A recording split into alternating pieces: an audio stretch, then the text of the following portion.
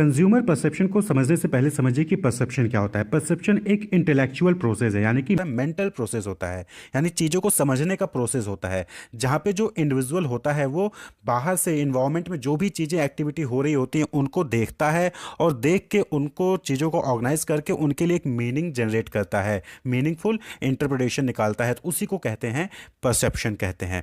तो क्या हो गया? Intellectual process through which an individual select data from the environment, organise it, यानी कि उसको ऑर्गेनाइज करता है, and derive meaning from it. अब सपोज करिए कि आप अपने कॉलेज में हैं या फिर जो है आप किसी ऑर्गेनाइजेशन में जॉब कर रहे हैं, तो आपने देखा कि आपके बॉस, आपके डायरेक्टर या फिर आपकी फैकल्टी स्माइल कर रही है। तो अब स्माइल कर रही है, इस चीज़ को आंखों ने देखा। अब आंखों ने देखा कि सर आपके जो है स्माइल कर रहे हैं, तो आपने उस चीज़ को देखा, डेटा को रिसीव किया, ऑर्गेनाइज किया और आपने इसको समझा कि हाँ ये तो स्माइल कर, यानी कि खुश हैं, ये खुश हैं, तो यानी कि आज आप उनसे अपना काम करवा सकते हैं। आज आपको लीव लेनी है तो आप लीव ले सकते हैं, या फिर कोई और काम है तो आप करवा सकते हैं। तो ये क्या है? ये परसेप्शन है कि आपने किसी को स्माइल करते देखा तो आपने सोचा कि वो खुश है, जबकि कुछ और भी रीजंस हो सकते हैं। क्लियर? तो ये चीज परसेप्शन कहलाते हैं। तो it is a cognitive process which involve organism selecting, organising and interpreting the stimulus. Stimulus का मतलब क्या हुआ? स्टिमुलस मतलब समथिंग दैट कॉज एक्टिविटी, यानी कोई भी ऐसी चीज जिसको देख के आप कोई एक्टिविटी परफॉर्म करते हो वो स्टिमुलस होता है। जैसे हॉट सरफेस, अब आपने हॉट सरफेस देखा तो आप उसको छूओगे तो तुरंत हाथ हटाओगे या फिर उससे दूर भागने की कोशिश करोगे, तो स्टिमुलस हो गया, यानी उसने एक्टिविटी को जनरेट किया। क्लियर? तो ये कॉग्निटिव प्रोसेस होता है परसेप्शन, जो कि ऑर्गेनिज्म क्या करता है, उसमें कुछ चीज़ें सेलेक्ट करता है, उसको ऑर्गेनाइज करता है और उसके लिए कोई एक मीनिंग जनरेट करता है। यानी कि आपने बॉस को देखा, बॉस स्माइल कर रहे हैं, आपने उस चीज़ को ऑर्गेनाइज किया, ऑर्गेनाइज करके आपने इंटरप्रेट किया कि हाँ आज बॉस हैप्पी हैं, बॉस खुश है। ठीक? That is cognitive process. यहाँ पे स्टिमुलस क्या हो गया? बॉस और बॉस की स्माइल, वो स्टिमुलस हो गया, उसको देख के आपने एक मीनिंग जनरेट किया, that is your perception. Clear? तो इसी तरीके से एक एग्जांपल आप दे सकते हैं कि जैसे क्या होता है कि child hit brother after seeing violent movie, यानी कि बच्चों को क्या होता है, इसलिए देखा कहा जाता है कि बच्चों को वायलेंट मूवी नहीं दिखाना चाहिए, क्योंकि बच्चे उसको परसेप्ट कर लेते हैं। बच्चे ने वायलेंट मूवी देखी और उसने जो है उसको देखने के बाद अपने भाई के साथ फाइट किया। तो अब यहाँ पे क्या हो गया? जो वायलेंट मूवी है वो क्या हो गया? वो स्टिमुलस हो गया। उसने जो है एक्टिविटी जनरेट की। क्या एक्टिविटी जनरेट की? हिट, यानी उस बच्चे को उसने सिखाया कि आप हिट कर सकते हो अपने भाई को। तो हिट करना क्या हो गया? बिहेवियर। और चाइल्ड क्या हो गया? ऑर्गेनिज्म। चाइल्ड क्या हो गया? इंडिविजुअल ने वायलेंट मूवी देखी यानी स्टिमुलस को देखा, और हिट यानी बिहेवियर उसने शो किया। तो ये परसेप्शन होता है। क्लियर? तो अब परसेप्शन जो है, ये जो है यहाँ पे दो चीज़ें इंपॉर्टेंट है, एक सेंसेशन और एक परसेप्शन। दोनों में थोड़ा सा डिफरेंस होता है। सेंसेशन एक्चुअली में ना परसेप्शन से पहले आता है। सेंसेशन क्या है? आपके बहुत सारे सेंसरी ऑर्गन होते हैं, 5 होते हैं, आइज, ईयर, नोज, टंग, स्किन, ये सब क्या है? सेंसरी ऑर्गन है। अब ये सेंसरी ऑर्गन जो होते हैं ना, ये इन्वायरमेंट से, जो आपके इन्वायरमेंट से वहाँ से डेटा कलेक्ट करने में आपको हेल्प करते हैं। जैसे अब हॉट सरफेस है, तो हॉट सरफेस को आपने जैसे टच किया तभी तो पता चलता है कि हॉट सरफेस है, या फिर उसमें से भाप निकल रही है, आग निकल रहा है, तो आप उसको देख के समझ सकते हैं कि हॉट सरफेस है, या उसको छू के समझ सकते हैं। यानी कि सेंसरी ऑर्गन आपके अंदर सेंसेशन क्रिएट करते हैं, और उस सेंसेशन के बेसिस पे आप जो है ऑर्गेनाइज करके उसके लिए कोई मीनिंगफुल डेटा निकालते हैं। तो दैट इज परसेप्शन। क्लियर? तो सेंसेशन और परसेप्शन आपके बीच में डिफरेंस होना चाहिए। Sensation, we use our sensory organ to select data from environment called sensation, यानी कि सेंसेशन के थ्रू ही आप डेटा कलेक्ट करते हो। आपकी आंखों ने देखा, आईज ने देखा, ईयर ने, कानों ने सुना, नोज ने कुछ स्मेल किया, टंग ने कुछ टेस्ट किया, स्किन ने कुछ फील किया, तो यहां से आपके अंदर सेंसेशन आता है। उस सेंसेशन के बेसिस पे जो है आप उसको ऑर्गेनाइज करके एक मीनिंगफुल मीनिंग निकालते हैं, that is and the organise it and derive meaning, that is perception. तो सेंसेशन से परसेप्शन। तो परसेप्शन क्या करता है? Perception correlate, integrate and comprehend different sensation. तो परसेप्शन का मतलब क्या हो गया कि परसेप्शन में हम चीजों को, जो भी हम सेंसेशन से हमारे पास आ रही हैं, उसको हम कोरिलेट करते हैं, इंटीग्रेट करते हैं और कॉम्प्रीहेंड करते हैं डिफरेंट सेंसेशन को। तो दैट इज परसेप्शन। क्लियर?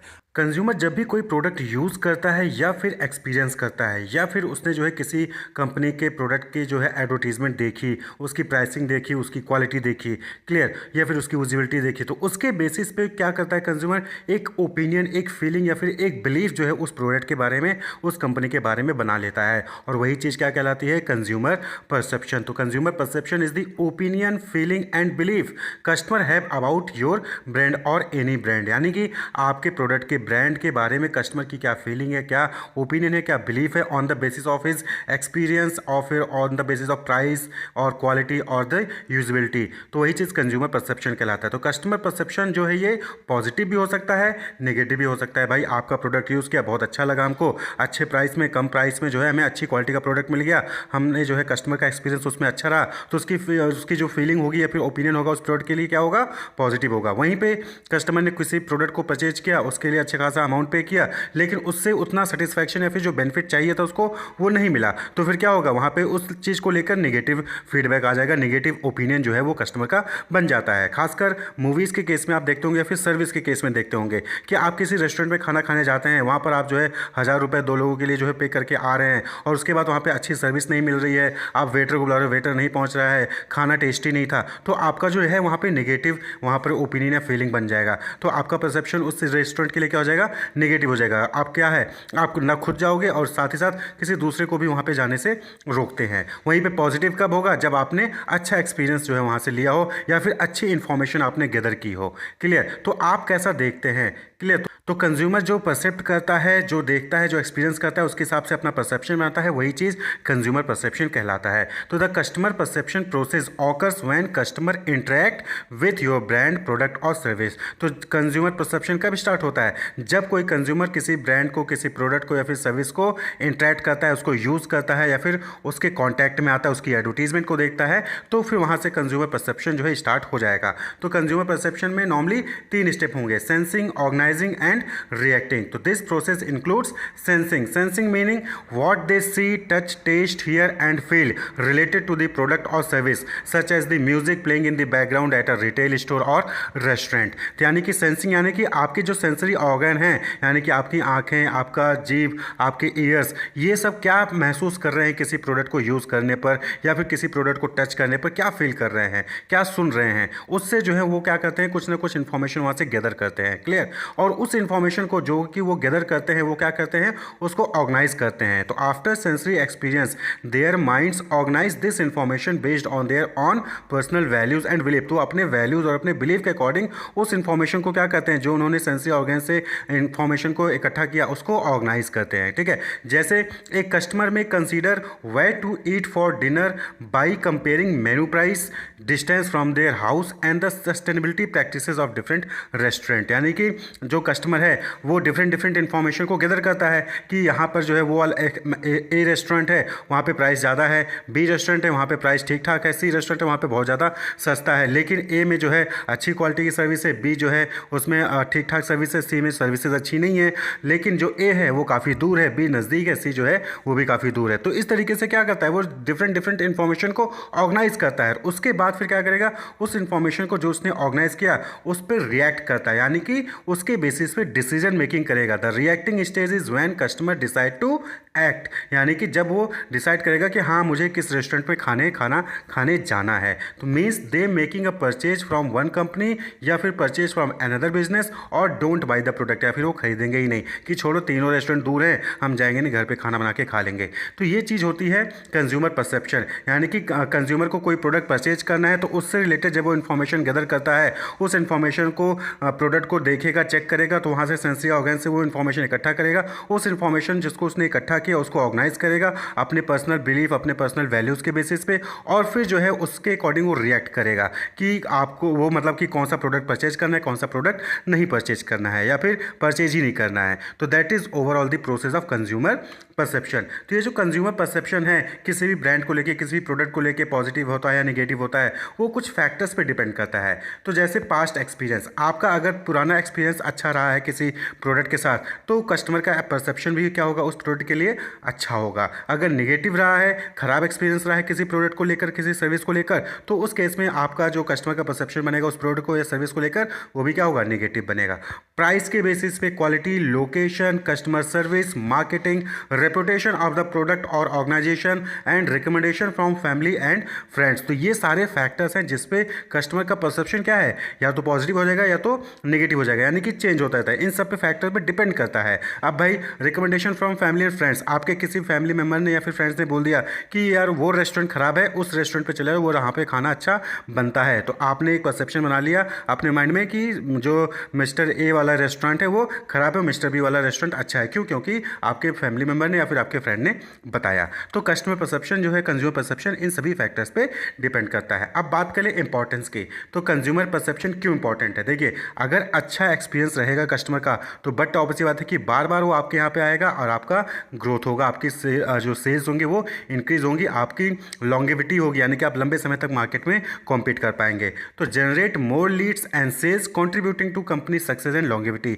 आप सेटिस्फाई होंगे किसी प्रोडक्ट या फिर किसी सर्विस से, तो फिर आप कहीं ना कहीं खुद तो परचेज करेंगे, साथ ही साथ दूसरों को भी इन्फ्लुएंस करेंगे कि वो आपका प्रोडक्ट परचेज करे। तो यानी कि यहाँ पर क्या है कि लीड्स भी जनरेट हो रही हैं। By cultivating positive emotions and experience can encourage your customer to come back for repeat purchase. जो अभी हमने कही कि अगर एक्सपीरियंस अच्छा होगा, अच्छा परसेप्शन होगा, पॉजिटिव ओपिनियंस होंगे, बिलीफ्स होंगे, तो जो कस्टमर है वो बार बार आपके यहाँ पर आके प्रोडक्ट को परचेज करेगा, यानी कि आपका सेल इंक्रीज होगा। Plays an important role in building customer loyalty and retention as well as brand reputation and awareness. तो कंज्यूमर का परसेप्शन आपके प्रोडक्ट के लिए, ब्रांड के लिए, सर्विसेज के लिए जैसा होगा, उसके बेसिस पे कस्टमर की लॉयल्टी भी बनेगी। अच्छा एक्सपीरियंस है तो कस्टमर लॉयल होगा, बार बार आपके यहाँ पे प्रोडक्ट परचेज करने आएगा, सर्विस को अवेल करने आएगा।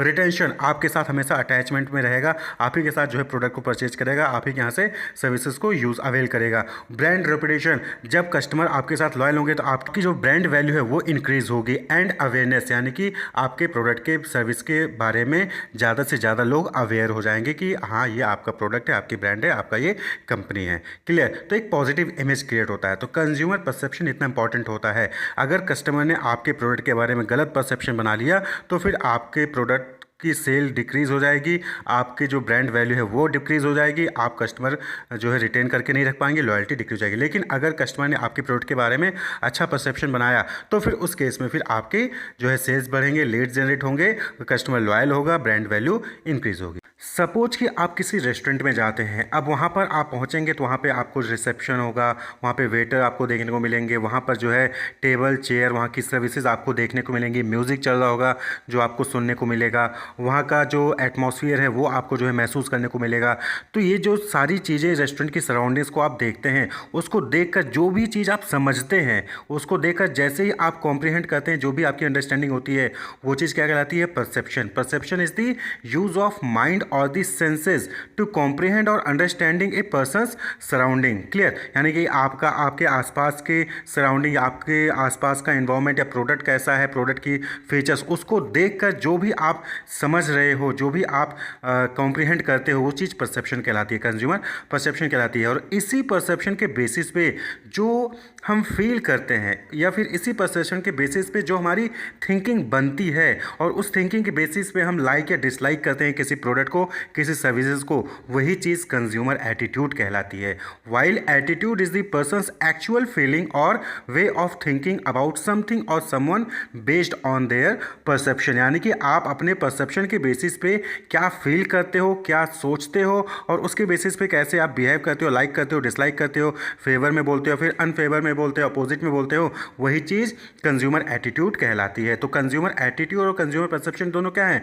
इंटरली लिंक्ड है। तो कंज्यूमर एटीट्यूड क्या हो गया? Consumer attitude may be defined as a feeling of favourableness and unfavourableness that an individual has towards an object. यानी कि किसी ऑब्जेक्ट के लिए आप लाइक कर रहे हो, डिसलाइक कर रहे हो, उसके फेवर में हो या फिर अनफेवर में हो, वही चीज़ आपका एटीट्यूड कहलाता है, वही कंज्यूमर का एटीट्यूड कहलाता है। कि आपके सामने किसी ने किसी रेस्टोरेंट का नाम लिया, तो अब अगर उस रेस्टोरेंट के लिए आपकी फीलिंग अच्छी है तो आप उसके लिए फेवर करोगे, बोलोगे हाँ चलो चलते हैं। वहीं पे अगर अच्छी नहीं होगी तो आप क्या करोगे? अनफेवर होगे, बोलोगे नहीं, आप सीधे मना कर दोगे या फिर इनकार कर दोगे। क्लियर? या फिर एक्सप्रेशन आपका चेंज हो जाएगा। तो कंज्यूमर एटीट्यूड, आप किसी को देख के ही, कोई आपके घर आ गया, तो आपके घर आ गया, अब उसको देखते ही अगर वो आपको अच्छा लगता है तो आप खुश हो जाओगे, लेकिन वहीं पे अच्छा नहीं लगता है तो कहीं ना कहीं आपका वियर्ड रिएक्शन रहता है, तो वो एटीट्यूड कहलाता है।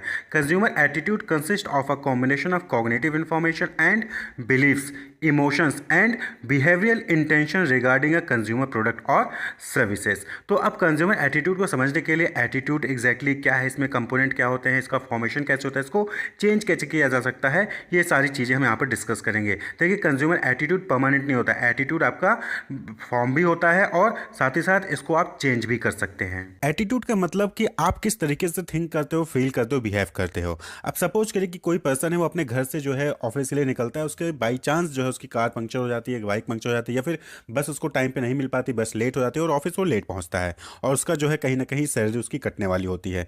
ठीक है, उसके बाद अब वो ऑफिस पहुंचता है तो वहाँ पे जो उसके पीयर्स होते हैं या फिर उसके जो सबॉर्डिनेट्स होते हैं वो उसको गुड मॉर्निंग विश करते हैं।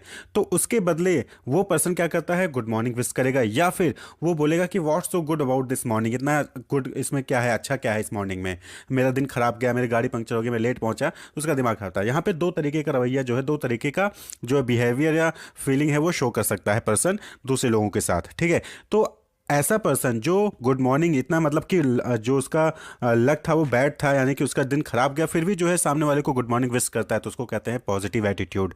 ठीक है, वहीं पे ऐसा पर्सन जो कहता है what's so good about this morning, वो इरिटेट हो जाता है, गुस्सा हो जाता है कि यहाँ तो हम परेशान हो क्या रहे हैं, गुड मॉर्निंग विश कर रहे हैं, तो वो क्या है, वो नेगेटिव एटीट्यूड शो करता है। वहीं पे कुछ एक पर्सन ऐसे भी होंगे जो कहेंगे कि हाँ ठीक है, जैसा था वैसा ही है, कोई दिक्कत नहीं है। तो ये चीज़ें क्या होती है, ये आपका एटीट्यूड शो करती है, यानी कि घटनाएं सभी के साथ घटती हैं, आप उस घटने पर रिएक्ट कैसे करते हो, that is your attitude. Object सभी होता है, ऑब्जेक्ट एक कॉमन चीजें होते हैं, सभी का ऑब्जेक्ट सेम होता है, लेकिन आप उस पर किस तरीके का रिएक्ट करते हो, किस तरीके की बिहेव कर रहे हो, वही आपका एटीट्यूड शो करता है। कहीं पे खाना आता है तो कुछ लोग होते हैं कहते हैं वाओ कितना टेस्टी, वहीं पे उसी खाने को कुछ लोग बोलेंगे यार कितना गंदा है। तो दैट इज योर एटीट्यूड, यानी like and dislike, the way you think feel or behave. तो एटीट्यूड को डिफाइन कर सकते हैं, attitude is the persistence tendency to feel and behave in a favourable or unfavourable, यानी कि लाइक और dislike way towards some object person or idea, यानी कि आप किसी ऑब्जेक्ट किसी पर्सन या किसी आइडिया के लिए फेवरेबल या अनफेवरेबल तरीके से जो है बिहेव करते हो, फील करते हो, तो उसी को हम क्या कहते हैं, एटीट्यूड कहते हैं। जैसे कि किसी का पैसन हो सकता है स्पोर्ट के लिए, यानी कि किसी को सिंगिंग बहुत पसंद है, किसी को डांसिंग बहुत पसंद है, तो वो उसका लाइक है, वो उसका फेवरेबल इमोशन है, पैशन है, टेंडेंसी है, फीलिंग्स हैं। ठीक है, इसी तरीके से dislike for a certain actor and negativity towards life in general are each are example of an attitude, यानी कि आप किसी एक्टर को डिसलाइक करते हो तो ये आपका एटीट्यूड है, उसी एक्टर को बाकी लोग पसंद करते हैं उनका एटीट्यूड है, उनकी लाइक डिसलाइक है, फेवरेबल है अनफेवरेबल बिहेवियर है उनका। ठीक है, नेगेटिविटी टुवर्ड्स लाइफ, यानी कि यार जिंदगी ऐसे ही काटनी है काट लो, कुछ लोग कहते हैं बहुत जिंदगी 4 दिन की है एंजॉय करनी चाहिए, तो ये एटीट्यूड है, ये उनका बिलीफ है, उनका फेवरेबल और अनफेवरेबल बिहेवियर। तो आप इसको डिफाइन किस तरीके से कर सकते हैं, तो अकॉर्डिंग टू रॉबिन ने इसको डिफाइन किया कि attitude are evaluative statement either favourable or unfavourable, यानी कि एटीट्यूड क्या होता है, वो इवैल्यूएटिव स्टेटमेंट होता है, या तो वो फेवरेबल होगा या तो अनफेवरेबल होगा, यानी कि हाँ वो चीज़ अच्छी है दैट इज फेवरेबल, वो चीज़ गंदी है ये अनफेवरेबल। तो that is concerning about object people और event, they reflect how one feel about something, ये क्या चीज़ रिफ्लेक्ट करता है कि क्या मतलब कि किस तरीके से इंसान किसी चीज़ के लिए सोचता है, उसी को रिफ्लेक्ट करता है एटीट्यूड। जैसे कि our boss is highly humanistic, हमारा बॉस बहुत ह्यूमनिस्टिक है या बहुत केयरिंग है, तो ये क्या है, ये फेवरेबल जो है स्टेटमेंट है। वहीं पे our boss is not humanistic, तो ये अनफेवरेबल स्टेटमेंट है। तो ये इवैल्यूएटिव स्टेटमेंट, तो जो भी पर्सन है जब उसके स्टेटमेंट्स आप सुनेंगे या उसके बिहेवियर को देखेंगे, वो या तो फेवरेबल होगा या तो अनफेवरेबल होगा, उसके हिसाब से आप समझिएगा उसका एटीट्यूड कैसा है। क्लियर। तो अगर हम फीचर्स की बात करें एटीट्यूड की, तो एटीट्यूड अफेक्ट बिहेवियर, एटीट्यूड की वजह से आपका बिहेवियर चेंज होगा, बट ऑब्वियस बात है कि अगर आप किसी चीज़ को लाइक करते हो तो उसके हिसाब से आप बिहेवियर शो करोगे, वहीं पे डिसलाइक करोगे तो अनफेवरेबल बिहेवियर शो करोगे।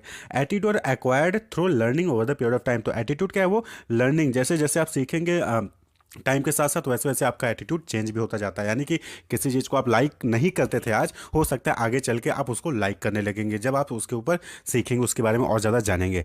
एटीट्यूड आर इनविजिबल, यानी एटीट्यूड आपको दिखेगा नहीं, लेकिन हाँ ये आप बिहेवियर में ऑब्जर्व कर सकते हो कि हाँ उसको पसंद है या खराब है। जैसे कि आपने खाना लाया तो कुछ लोग ऐसे होंगे बोलेंगे तो नहीं, लेकिन चेहरे के एक्सप्रेशन से आप समझ सकते हो कि हाँ उनको पसंद नहीं आया। Attitude are pervasive and every individual has some kind of attitude toward the object, यानी कि एटीट्यूड क्या है, परवेसिव है, सभी में पाया जाएगा और सभी इंडिविजुअल में कुछ ना कुछ एटीट्यूड होता जरूर है, वो चाहे शो करे चाहे ना शो करें।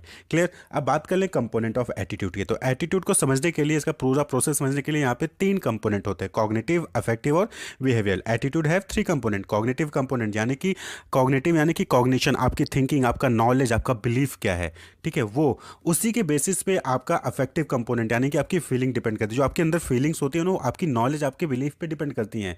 आपके बारे आपको जैसे टाइगर है तो टाइगर के बारे में जो भी नॉलेज होगा उसी के हिसाब से आपकी फीलिंग होगी और उसी के हिसाब से आप बिहेव करोगे। बिहेवियरल कंपोनेंट यानी प्री डिस्पोजिशन टू एक्ट, यानी कि किस तरीके से आप एक्ट करते हो।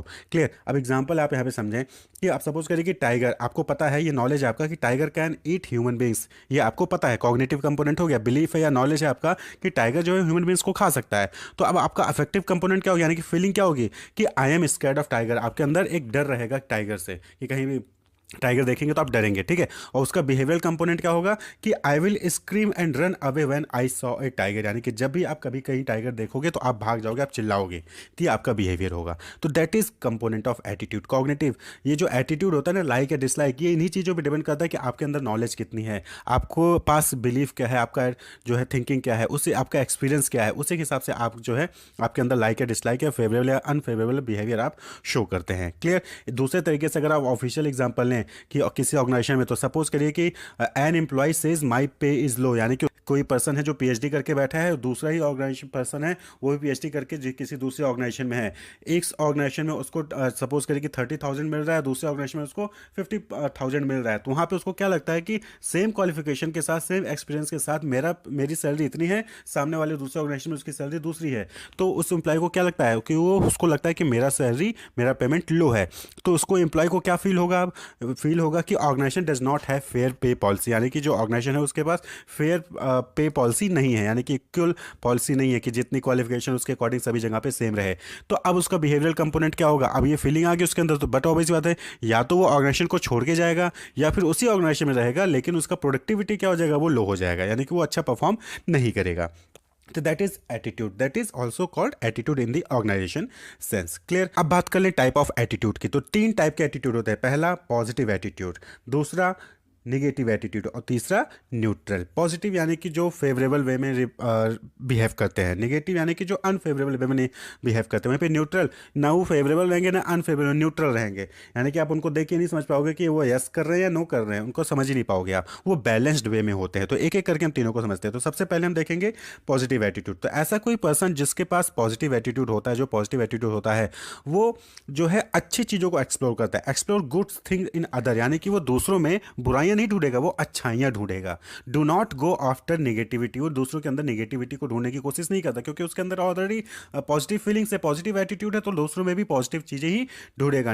रिमेन हैप्पी एंड चीयरफुल, वो हमेशा खुश रहेगा, चीयरफुल रहेगा। वो जिंदगी की प्रॉब्लम से, जो लाइफ की प्रॉब्लम से, ऑर्गेनाइजेशन की प्रॉब्लम से, उनसे जो जल्दी हैरास नहीं होता है। और दे हैव टॉलरेंस, उनके अंदर टॉलरेंस कैपेसिटी भी अच्छी होती है, वो चीज़ों को टॉलरेट कर ले जाते हैं। इसी वजह से वो उनका जो है क्या, वो हैप्पी होते हैं, चीयरफुल होते हैं। ठीक है। वहीं पे दूसरा एटीट्यूड क्या है, नेगेटिव एटीट्यूड है, यानी कि always such weaker element of other, यानी कि आप देखेंगे कुछ लोगों को ना कि कितना भी अच्छा आप उनके साथ कर लो, लेकिन वो कमियां ढूंढ लेंगे, बुराइयां ढूंढ लेंगे। तो उस टाइप के लोग क्या होते हैं, नेगेटिव एटीट्यूड के लोग होते हैं। Not incline toward positive element, वो पॉजिटिव एलिमेंट की तरफ इंक्लाइन नहीं होते, बल्कि वो क्या करते हैं, फोकस उनका कहाँ होता है, वो वीकर सेक्शन पे या फिर नेगेटिव थिंग्स पे ही जो है उनका फोकस होता है। Focus on bad people and avoid good people, वो लोग बुरे आदमियों को जल्दी पॉइंट आउट करेंगे, अच्छे पीपल्स को नेगलेक्ट कर देंगे, चाहे ऑब्जेक्ट हो चाहे पीपल हो। ठीक है। जैसे आपने बहुत अच्छा काम किया है, ठीक, आपने बहुत सारी पढ़ाई की, उसने बहुत अच्छे नोट्स लिखे, लेकिन कहीं पे भी अगर एक आपने गलत का निशान लगा दिया तो उनको उस पर नजर पहले जाएगी और उसी को पॉइंट आउट करेंगे।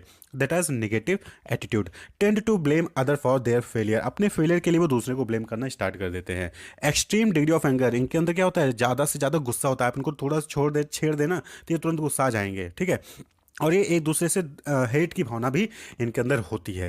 तो ये नेगेटिव एटीट्यूड वाले होते हैं। वहीं पे बात करें न्यूट्रल एटीट्यूड की, तो न्यूट्रल एटीट्यूड के पीपल क्या होते हैं, बैलेंस्ड होते हैं अपने अप्रोच में, ना ही जल्दी किसी को लाइक करेंगे ना ही जल्दी किसी को डिसलाइक करेंगे। Remain indifferent to problem and wait for other intervention for resolution, यानी कि जब भी कोई प्रॉब्लम होती है ना, तो यहाँ पे ये लोग ना उसको आके सॉल्व करने की कोशिश नहीं करेंगे, बल्कि क्या करेंगे, वेट करेंगे कि कोई दूसरा आके उस प्रॉब्लम को सॉल्व करेगा। आप अपने आसपास देखेंगे तो ऐसे लोग होंगे कि कोई प्रॉब्लम आ गई ना तो बैठे रहेंगे, शांत बैठे रहेंगे, कोई दिक्कत नहीं उनको, कोई दूसरा आएगा प्रॉब्लम सॉल्व करेगा, उनको कोई प्रॉब्लम नहीं होगी। तो रिमेन सेल्फ सेटिस्फाइड, ये लोग सेल्फ सेटिस्फाइड होते हैं। तो ये 3 टाइप के एटीट्यूड होती है, पॉजिटिव, न्यूट्रल और नेगेटिव एटीट्यूड। जैसा कि आपने देखा कि एटीट्यूड में जो है 3 कंपोनेंट होते हैं, कॉग्निटिव कंपोनेंट, अफेक्टिव कंपोनेंट और बिहेवियर कंपोनेंट। कॉग्निटिव यानी कि आपका बिलीफ, आपका एक्सपीरियंस, आपकी नॉलेज उस पर डिपेंड करता है, और उसी के बेसिस पे आपकी फीलिंग्स होती हैं, उसी के बेसिस पे आपका बिहेवियर होता है।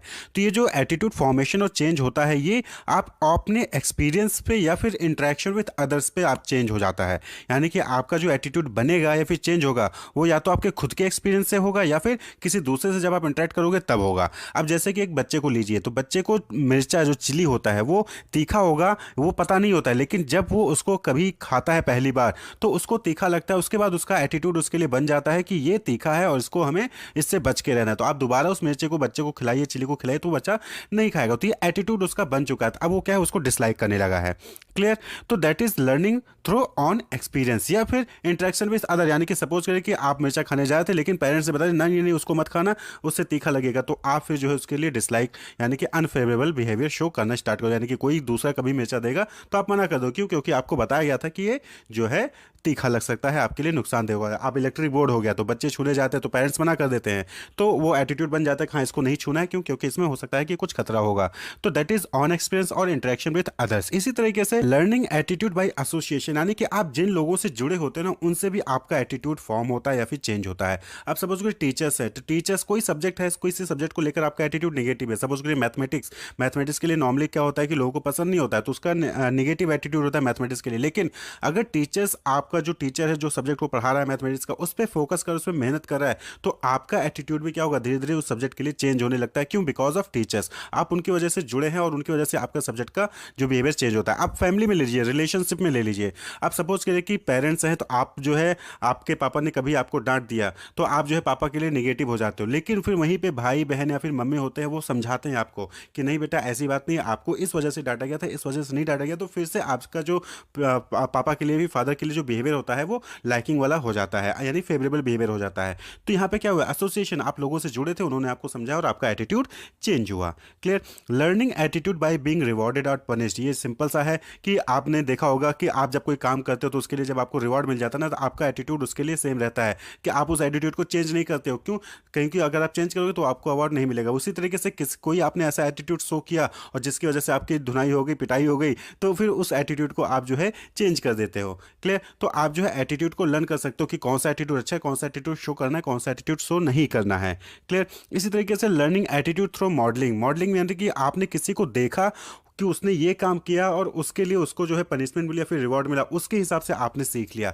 आप सपोज करें कि कॉलेज में आप जाते हैं, क्लास में आप जाते हैं, तो कोई स्टूडेंट लेट पहुंचा तो उसको डांट पड़ने लगे, तो आपने उसको ऑब्जर्व किया और अब आप क्या, आपके अंदर एटीट्यूड ये फॉर्म बन गया कि आपको जो है डेली सुबह पहले पहुंचना है। क्लियर? कोई स्टूडेंट पहुंचा, उसने गुड मॉर्निंग विश नहीं किया, टीचर्स ने उसको डांट दिया कि आप जो है अपने टीचर्स को विश नहीं करते हो, तो आपने देखा तो ये अनफेवरेबल बिहेवियर लगा आपको, तो आपने क्या किया, एटीट्यूड फॉर्म कर लिया कि आप जब भी कॉलेज पहुंचोगे तो आप जो है गुड मॉर्निंग विश करोगे। तो मॉडलिंग यानी कि दूसरों को देख कर अपने एटीट्यूड को फॉर्म करना। लर्निंग एटीट्यूड थ्रू ग्रुप और कल्चर नॉर्म, यानी कि हम यहाँ से भी जो है अपने ग्रुप में, जिस भी ग्रुप से बिलोंग करते हैं, फिर जिस भी कल्चर को हम फॉलो करते हैं, उसके अकॉर्डिंग अपने एटीट्यूड को फॉर्म करते हैं, उसके अकॉर्डिंग हम अपने एटीट्यूड को चेंज भी करते हैं। अब सपोज करिए कि आप जो है किसी ग्रुप से ऐसे बिलोंग करते हैं जहाँ पे जो है ड्रिंक करना गलत काम है, तो वहाँ पे क्या होगा कि अब वो जो आप एटीट्यूड फॉर्म कर लेंगे कि ड्रिंक करना गलत काम है और ड्रिंक नहीं करेंगे, उस कल्चर के अकॉर्डिंग जो भी कल्चर फॉलो करते हैं वहाँ पे भी ड्रिंक करना गलत है, तो आप ड्रिंक नहीं करेंगे। और अगर कोई दूसरा ड्रिंक कर भी रहा होगा तो आप उसको जो है अनफेवरेबल बिहेवियर उसके लिए शो करेंगे, उसके लिए नेगेटिव बिहेवियर आप नेगेटिव एटीट्यूड आप शो करेंगे। तो ये एटीट्यूड जो है आप जिस भी ग्रुप या कल्चर से बिलोंग करते हैं उसके अकॉर्डिंग आप फॉर्म कर लेते हैं। क्या काम करना गलत होगा, क्या काम करना सही होगा, आपके ग्रुप के अकॉर्डिंग, कल्चर के अकॉर्डिंग, वही चीज़ फिर आप उसके अकॉर्डिंग आप पॉजिटिव या नेगेटिव एटीट्यूड फॉर्म करते हैं। देन है learning through exposure to information, यानी कि आप देखते हो कि मीडिया, न्यूज़पेपर, गूगल आप चले जाइए, बहुत सारे इन्फॉर्मेशन आपके पास आते रहते हैं, तो उसके अकॉर्डिंग आप जो है एटीट्यूड फॉर्म करते हैं और एटीट्यूड को अपने चेंज भी करते हैं। आप सपोज करिए कि पहले आप जो है सपोज करिए कि आप कांग्रेस को जो है फॉलो करते हैं, अब अचानक से मीडिया में आप देखेंगे तो हर जगह पे है कांग्रेस की निगेटिविटी और बीजेपी की पॉजिटिविटी दिखाई जाए, तो अब क्या है, आपके भी कहीं ना कहीं आपका नेगेटिव जो एटीट्यूड है वो धीरे धीरे कांग्रेस के लिए नेगेटिव हो जाएगा और बीजेपी के लिए पॉजिटिव हो जाएगा। तो यहाँ पे कहने का मतलब ये है कि आपका एटीट्यूड जो है वो इन्फॉर्मेशन जो आपको दी जाती है, चाहे वो मीडिया के थ्रू हो, चाहे गूगल के थ्रू हो, चाहे किसी और सोर्स के थ्रू हो, उस इन्फॉर्मेशन के बेसिस पे आपका एटीट्यूड चेंज हो जाता है किसी भी पर्सन के लिए, किसी भी ऑब्जेक्ट के लिए। क्लियर? तो आप जो है आपका एटीट्यूड इन तरीकों से फॉर्म होता है, इन तरीकों से चेंज भी हो सकता है। कुछ फैक्टर्स है जो अफेक्ट करते हैं आपके एटीट्यूड फॉर्मेशन पे, जैसे कि फैमिली बट ऑब्वियस बात है कि क्या गलत है, क्या सही है, कैसे रहना चाहिए, कैसे खाना चाहिए, कैसे पीना चाहिए, ये सारी चीज़ें आप फैमिली से करते हैं। फ्रेंड्स और पीयर्स जो आपके साथ जुड़े होते हैं वो लोग आपका एटीट्यूड चेंज कर सकते हैं। मीडिया जो इन्फॉर्मेशन दे रही है उसके अकॉर्डिंग आपका एटीट्यूड चेंज हो सकता है। टीचर, कोचेज जो आपको गाइडेंस दे रहे हैं, पास्ट एक्सपीरियंस यानी कि आपने पहले जो भी एक्सपीरियंस किया रहा हो उसके अकॉर्डिंग आप जो है अपना एटीट्यूड फॉर्म कर लेते हैं कि क्या गलत है, क्या सही है, क्या नेगेटिव है, क्या पॉजिटिव है। तो इन सभी चीज़ों से जो है आपका बिहेवियर अफेक्ट होता है, चेंज होता है। एटीट्यूड फॉर्मेशन को लेकर कुछ थ्योरीज भी हैं, जैसे कि बैलेंस थ्योरी है। तो बैलेंस थ्योरी जो है वो फ्रिज हेडर ने दिया था। उन्होंने कहा कि 3 एलिमेंट्स होते हैं एटीट्यूड फॉर्मेशन में। कौन कौन से? पर्सन यानी कि जो एटीट्यूड फॉर्म कर रहा है, अदर पर्सन जिससे वो इंटरेक्ट कर रहा है, और इम्पर्सनल एंटिटी यानी कि उन दोनों के बीच में कोई ना कोई ऑब्जेक्ट होगा जिससे वो दोनों आपस में रिलेट हैं, वो एंटिटी। ठीक है? और ये जो बैलेंस अगर दो एंटिटी के बीच में, एलिमेंट्स के बीच में होता है तो वो कॉम्पेटिबल होता है। अब सपोज करिए कि कोई इंडोर्सी है, यानी कि कोई एडवर्टीजमेंट प्रोडक्ट को इंडोर्स कर रहा है और एक प्रोडक्ट है और आप उस एडवर्टीजमेंट को देख रहे हैं, तो अगर आप उस प्रोडक्ट को लाइक करते हैं तो जो उसको इंडोर्स कर रहा है ना, आप उसको भी लाइक करने लगेंगे। वहीं पे अगर जो इंडोर्स कर रहा है उसको आप डिसलाइक करते हैं तो जो प्रोडक्ट को इंडोर्स कर रहा है उस प्रोडक्ट को भी आप डिसलाइक कर देंगे। तो बैलेंस होता है तो एटीट्यूड फॉर्म होता है। ठीक है? दो चीज़ों के बैलेंस हुआ तो तीसरे के लिए आप एटीट्यूड बना लेंगे। ठीक? आपने प्रोडक्ट लाइक था, प्रोडक्ट को आप लाइक करते थे तो आप इंडोर्सी को भी लाइक करने लगे। आप जो है इंडोर्सी को लाइक नहीं करते थे तो आप प्रोडक्ट को भी डिसलाइक कर दिए। तो कहीं ना कहीं ये ये बैलेंस थ्योरी अप्रोच वहाँ पे काम करता है, उसके अकॉर्डिंग आप एटीट्यूड फॉर्म करते हैं, चेंज करते हैं। इसी तरीके से कॉग्निटिव डिसोनेंस थ्योरी है। यहाँ पे क्या होता है कि जो भी आप अनहार्मोनी होता है, डिसहार्मोनी होता है, उसको रिड्यूस करने की कोशिश करते हैं। तो कॉग्निटिव डिसोनेंस थ्योरी जो है वो लियोन फेस्टिंगर द्वारा दी गई थी। उन्होंने कहा कि a person experiencing cognitive dissonance attempts at bringing consonance by changing his belief or attitude. यानी कि कोई अगर किसी चीज़ को लेकर डिसहार्मोनी में है तो वो उस चीज़ को कंसोनेंस में लेके आना चाहता है, हार्मोनी में लेके आना चाहता है अपनी बिलीफ या एटीट्यूड को चेंज करके। तो एटीट्यूड को फॉर्म करता है, नया एटीट्यूड फॉर्म करता है, फिर एटीट्यूड को चेंज करता है। क्लियर। तो जैसे कि स्मोकिंग के आप देख ले तो बहुत सारे ऐसे लोग होते हैं जो स्मोक करते हैं लेकिन फिर भी उनके दिमाग में कहीं ना कहीं चलता है कि वो गलत कर रहे हैं। ठीक है। और इस चीज़ को डिसहार्मोनी को रिड्यूस करने के लिए या तो वो स्मोकिंग को रोक सकते हैं या फिर वो अपने बिलीफ को चेंज कर लेंगे कि हम वो कुछ ज़्यादा ही सोच रहे हैं, इतना ज़्यादा नुकसान नहीं करेगा। तो उसके अकॉर्डिंग वो अपना एटीट्यूड चेंज कर लेते हैं, फॉर्म कर लेते हैं। तो ये कॉग्निटिव डिसोनेंस थ्योरी होती है। तो इसके अकॉर्डिंग भी जो है एटीट्यूड फॉर्म होता है। इसी तरीके से एटीट्यूड चेंज की बात करें तो एटीट्यूड चेंज कब होता है? जब आप जो है एटीट्यूड को मॉडिफाई करते हो, यानी कि जो भी आप एटीट्यूड था, किसी चीज़ को आप लाइक कर रहे थे, यानी कि मिर्चा, जैसे सपोज करें कि हम बचपन में क्या आता है कि हम पत्तीदार जो सब्जियां होती हैं, लीफी वेजिटेबल्स जैसे कि पालक हो गया या अभी भिंडी हो गया, इसको हम बचपन में नहीं खाते हैं। लेकिन धीरे धीरे जैसे हम बड़े होते हैं ना, और जैसे जैसे हमारा नॉलेज इंप्रूव होता है, हम चीज़ों को देखते हैं कि हमारे लिए क्या बेनिफिशियल है, क्या चीज़ें इंपॉर्टेंट है, कौन सी चीज़ें हमारी बॉडी के लिए सही रहेंगी, उसके हिसाब से फिर हम धीरे धीरे पालक खाना और जो है भिंडी खाना ही स्टार्ट कर देते हैं। तो आपका क्या हुआ? एटीट्यूड मॉडिफाई हुआ। पहले आप जो है पालक और भिंडी को डिसलाइक करते थे, अब जो है पालक भिंडी को लाइक करते हैं। तो ये एटीट्यूड मॉडिफाई हुआ और इसी को क्या कहते हैं? एटीट्यूड चेंज कहते हैं। Change occurs when a person goes from being positive to negative, यानी कि आप किसी चीज़ के लिए पहले पॉजिटिव थे, अब नेगेटिव हो गए, तो वो एटीट्यूड चेंज कहलाएगा। इसी तरीके से पहले बहुत कम पॉजिटिव थे, फिर बहुत ज़्यादा पॉजिटिव हो गए, तो वो भी एटीट्यूड चेंज कहलाएगा। या फिर आप जो है किसी चीज़ के लिए कोई एटीट्यूड था ही नहीं और उसके लिए अब एटीट्यूड हो गया है, तो वो भी क्या है? एटीट्यूड चेंज कहलाता है। तो हम अपना एटीट्यूड चेंज कब करते हैं? पहला कि जब हम जो एटीट्यूड पाल के रखे थे उससे अब हमें कोई सेटिस्फैक्शन होता नहीं है, यानी कि हम जो है पालक खाना पसंद नहीं करते थे, लेकिन अब हमें डॉक्टर ने बोल दिया कि पालक तो खाना पड़ेगा क्योंकि उससे आयरन मिलता है। तो अब आपको अपना एटीट्यूड चेंज करना पड़ेगा, यानी कि सेटिस्फैक्शन मिलना अगर बंद हो गया तो आप एटीट्यूड चेंज कर लेते हैं, अगर सेटिस्फैक्शन मिल रहा है तो एटीट्यूड चेंज नहीं करते हैं। एस्पिरेशन चेंज, यानी कि आपका गोल चेंज हो गया, एस्पिरेशन चेंज हो गया है, तो उस केस में भी आप जो है अपना एटीट्यूड क्या करते हैं? चेंज कर लेते हैं। तो नॉर्मली आप जो है एटीट्यूड को यहीं से चेंज करते हैं। It occurs when one of the component changes, यानी कि एटीट्यूड चेंज कब होता है? जब आपके जो 3 कंपोनेंट होते हैं एटीट्यूड के, कॉग्निटिव, अफेक्टिव, बिहेवियर, तीनों में से कुछ भी चेंज हो जाए तो आपका एटीट्यूड चेंज हो जाएगा। कॉग्निटिव में इंपॉर्टेंट होता है क्योंकि अफेक्टिव, बिहेवियर दोनों ही कॉग्निटिव पे डिपेंड करते हैं, यानी कि आपका बिलीफ, आपका एक्सपीरियंस या फिर आपका नॉलेज अगर चेंज होता है तो आपका एटीट्यूड चेंज हो जाएगा। जैसे कि हमने एग्जाम्पल दिया कि बचपन में हम जो वेजिटेबल्स नहीं खाते हैं वही बड़े होकर हमें पसंद आने लगते हैं, वही बड़े होकर हम खाते भी हैं, तो हमारा एटीट्यूड चेंज हो जाता है। तो एटीट्यूड चेंज करने की बात करें तो क्या मेथड हो सकते हैं? तो एक सबसे इंपॉर्टेंट मेथड है, that is persuasive communication theory, यानी कि आप लोगों को समझाइए, यानी कि जिसका एटीट्यूड चेंज करना ना उसको समझाइए, परसुएट करिए। ठीक है। Persuading individual to change, altering the belief. जैसे कि आप किसी चीज़ को, आप कोई काम गलत करते हो या फिर अपने पापा से नफरत कर रहे होते हो, तो आपके पेरेंट्स, आपके ग्रैंड पेरेंट्स या फिर मम्मी या भाई बहन, वो लोग समझाते हैं आपको और आपका एटीट्यूड चेंज करते हैं पेरेंट्स के लिए कि नहीं, पापा बुरे नहीं हैं, बस आपकी भलाई के लिए काम कर रहे हैं। तो ये परसुएट करते हैं आप। कम्युनिकेशन ऑफ एडिशनल इन्फॉर्मेशन, यानी कि आप एडिशनल इन्फॉर्मेशन दीजिए जिससे कि उसका एटीट्यूड चेंज हो। अब जैसे कि हम मान के चलते हैं कि गवर्नमेंट कोई काम नहीं कर रही है, लेकिन जब आप न्यूज़पेपर में देखते हो, आप जो है मीडिया में देखते हो कि गवर्नमेंट ने ये काम किया, इन लोगों के लिए काम किया, लोग अपना एक्सपीरियंस आके शेयर करते हैं, तो फिर आपका एटीट्यूड उस गवर्नमेंट के लिए चेंज होने लगता है। तो communication two of additional information. Approval and disapproval of particular attitude, यानी कि आप जो है कोई एटीट्यूड कोई शो कर रहा है तो आप उसको अप्रूव ही मत करो कि नहीं ये बर्दाश्त नहीं होगा। आप कहते हैं ना कि ये एटीट्यूड, ये गुस्सा अपना संभाल के रखिएगा, गुस्सा यहाँ नहीं चलेगा, तो आप क्या है आगे से चल के वो गुस्सा आपको दिखाएगा नहीं, क्योंकि पता है कि गुस्सा दिखाने से वहाँ पे कुछ नहीं होना। तो एटीट्यूड को आप अप्रूव नहीं करोगे ना, तो एटीट्यूड चेंज करना पड़ेगा, और डिसअप्रूव कर दोगे तो एटीट्यूड्स को चेंज करना पड़ेगा, और जिस एटीट्यूड को आप अप्रूव कर दोगे वो एटीट्यूड बार बार दिखाया जाएगा। तो इन तरीकों से जो है आप एटीट्यूड को चेंज कर सकते हैं। Wish you all the best, keep watching.